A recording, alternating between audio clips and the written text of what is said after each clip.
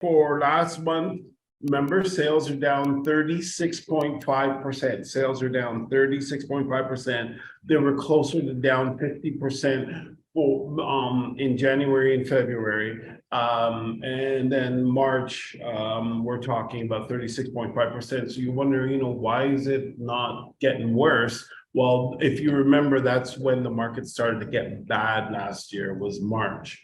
So we're currently that's when the Bank of Canada started the rate hikes. That's when the market started to naturally slow down, and we are even still decelerating overall year over year, but we're accelerating month over month, and that isn't really abnormal. That is kind of normal. That the March month is an acceleration month.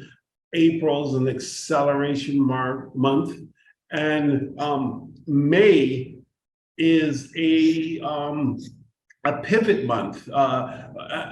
We really don't know what years that March continues to accelerate or begins its descent or deaccelerates downwards into the summer months. So May is one of those pivot months, and we're not really sure how they will play out. But we do know this year that April was definitely another acceleration month. It didn't accelerate in a major way, but it did accelerate.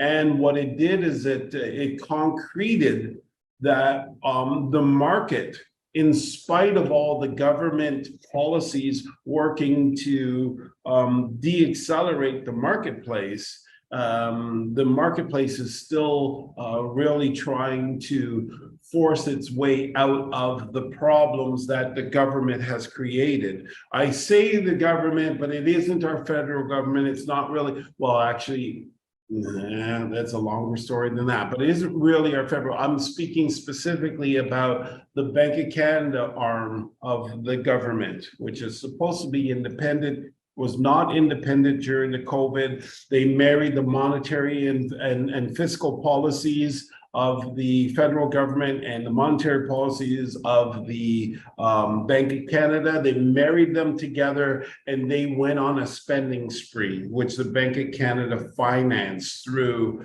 a process called quantitative easing. And they went through $390 something billion is what they spent during this time through our economy. And that's why through COVID, it wasn't just that people were feeling rich because some people were getting free money and they weren't allowed to spend it because the stores weren't open. Well, that wasn't the only reason. It was because there was a boatload of money floating around in the economy. As a matter of fact, now, these stats haven't come out, but I'm going to tell you in 10 years' time or 2 years' time or 5 years' time, it's going to come out that during our COVID, and this is the part that actually kind of scares me, so I need to be careful because I don't want to be canceled, especially by our government, but we were at one of our most prosperous, we were actually at our most prosperous time in history during COVID. A time when none of us were allowed out of our houses, we weren't allowed to work, but the money that was floating around in our economy was almost 300% higher to 400% higher than it was prior to COVID.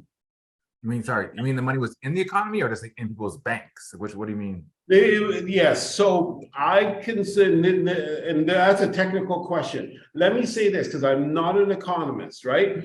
But if that money, in my opinion, if money is being created and it's put into corporations, it's in our economy. Whether it's in our hands or not, someone is benefiting from that money. And so how they benefited and what they did with it and how it spread out through the economy and all that stuff, I do not know. But what I can tell you is the quantitative easing process was over $390 billion, but we only have normally under $100 billion floating around in our economy before COVID. So all this money is floating, and then we hit this massive inflation. That's actually our faults. Our fault, because when we came out of COVID, we decided that we actually wanted to go to restaurants and that. This is the story. But prior to that, them spending, injecting $394 billion in settlement balances to the banks is not part of the problem.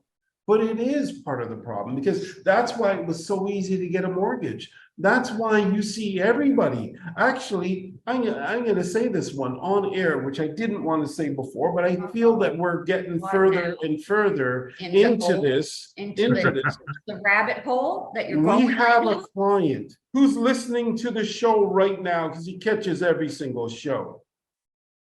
His son-in-law can't get a mortgage. He just got a job. He isn't even past his probation. He hasn't even passed his probation. We can't get him a mortgage, not legally. And this guy, well, I'm just saying, this guy walks into a bank. I'm not going to say the bank because I don't want to cause that kind of issue. And this is what we call mortgage fraud. Walks into his bank. His bank gives him a mortgage for $500,000. The guy is now out of school working for less than 3 months. And he gets a $500,000 mortgage while his wife's on maternity leave. Like, come on, how does this happen? And this is banks. This isn't mortgage brokers or whatever. This was the banks. You know why? Because they had $394 billion they had to go in and start making money on. So that's what we were facing. So and then they're talking about mortgage fraud and whatever, want to go after these agents. Look right at the source. Look at the Bank of Canada, which is flooding the banks with money, because what the Bank of Canada told the banks is, hey, buy the government bonds that we're going to issue, and we'll buy them back from you. You won't be out of pocket. Don't worry.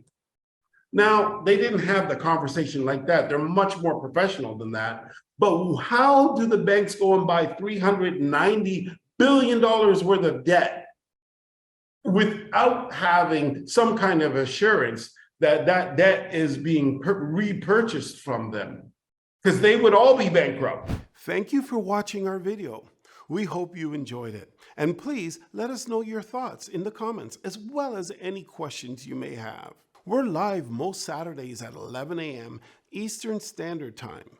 So make sure to tune in. Thank you again for watching, and remember to like this video, subscribe to our channel, and click the bell icon so you can stay up to date on all our future uploads.